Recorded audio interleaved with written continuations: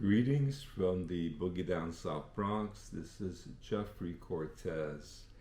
I'll be reading chapter 19 from my book, Memoirs of Pastor Rajatabla, Pentecostal Private Eye.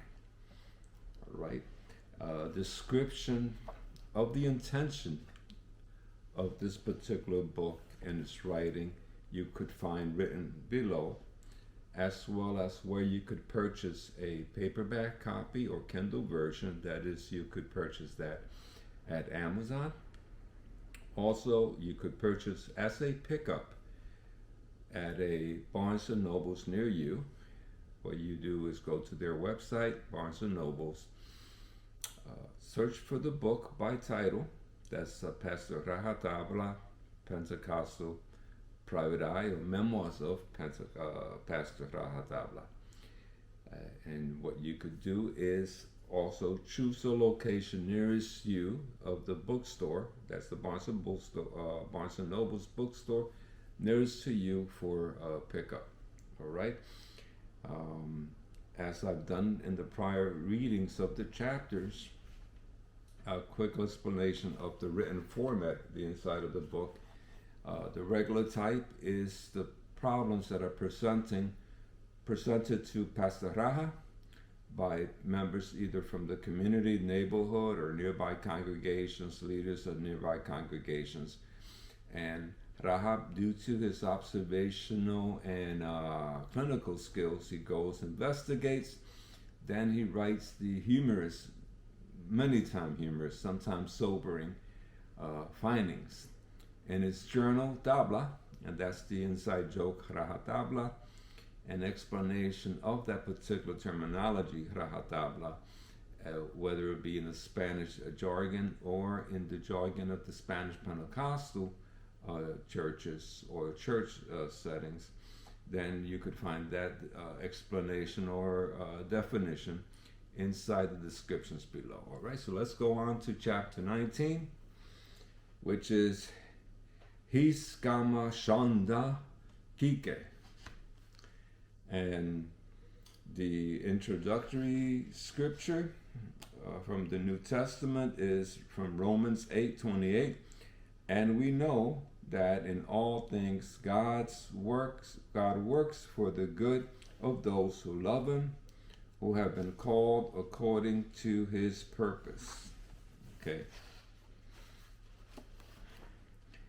Raja was invited to church by a pastor, Sylvia, who wanted him to participate in an intervention involving a young man who was Kike, abusing drugs, and his concerned family members. Pastor Sylvia was a bit more progressive when it came to her dress code.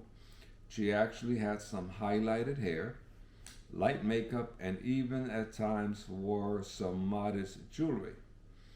There were some of the older members that took issue with that, especially Profeta, who may have been making some moves to take over church leadership. Raja came late to the church during their evening midweek service and sat in the back. That week he had been growing a goatee, which in many of the more rigid dress-coded Pentecostal churches were frowned upon at that time. There was a middle-aged lady known as Profeta who took notice of Raja.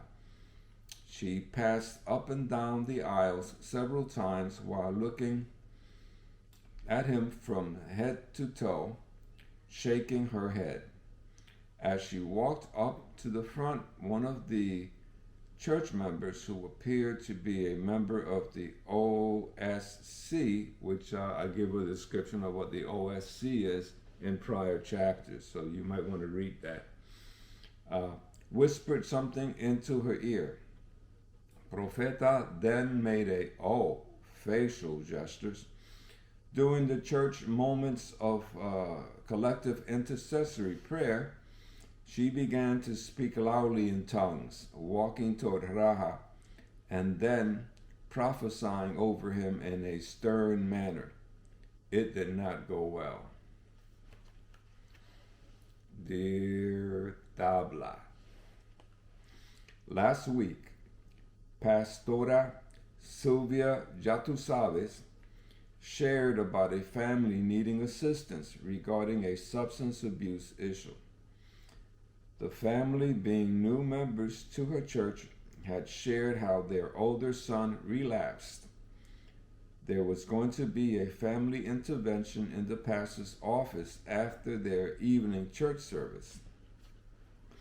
Pastor Sylvia was a very innovative and trailblazing minister. An example of that is the time many churches in that area were protesting against a bar that had opened there. Not jumping on the protesting parade, Pastora Sylvia had approached the bar owner making a proposition. The owner had agreed to call her, and then she would call a couple of her deacons whenever the bar needed one of their heavily intoxicated customers safely driven or escorted home. This rather unorthodox arrangement did not sit well with many of the older folks of Sylvia's church, especially with Profeta. Yet there were many family members of these escorted folks that were grateful to Pastora Sylvia. This new family was one of them. They came to her church seeking assistance for her son Quique, which is a common Spanish nickname for Enrique. Arriving a bit tardy to the church, I opted to sit by the back pews as to not being a distraction to the congregants there. There was a lady there, which I later found out to be named Profeta, walking up and down the aisles while checking me out. Profeta, I also learned, has been a long-time member of the church and was a self-proclaimed prophet. Someone in front of their sanctuary had whispered something into her ear. Then she slowly started walking toward me while speaking in tongues at an escalating volume. Hiskamashanda, Kike, Kike, Kike, I, the Lord, have known you since birth. Hiskamashanda, Kike, Kike, Kike, Hiskamashanda. I looked over to Pastora Sylvia and made some gestures to her as to ask her what the heck is happening here. She smiled and looked back at me with a she's one of my church headaches looks. Profeta continued in an even higher volume and tone. Kike, Kike, Kike, Hiskamashanda, until she reached me and laid hands over me. I responded by leaning over and whispering in Profeta's ear, Sister, I am not Kike. Profeta then opened up one eye. You are not Kike? I responded, No, Lord, I am not Kike. I am Pastor Raha. Then, in an almost Lily Tomlin voice, Profeta blurted, Oh, never mind. Then she continued her Hishkamashanda, speaking in tongues, going from a loud volume to a low volume. Profeta moved away, walking toward the restroom area. Hishkama, and then the Honda left in a whimper. Apparently, she saw me sitting in the back with my jeans and ungodly goatee. She mistook me for Kike, whom she had never met. I think that Profeta probably wanted to perform some sort of deliverance because she placed little credence that the Lord may possibly approve of an intervention approach. Some congregants sitting near me that evening found it humorous. Others sitting not within earshot away found this transition, like her signature tongues, somewhat incomprehensible. A bit later, in Pastor Sylvia's office, the intervention meeting with Kike and his family was very productive. A rather shaken Kike accepted the proposed inpatient program I recommended and helped him get into. Somehow he interpreted Profeta's earlier encounter with me as the Lord giving me instructions as to what to recommend for him.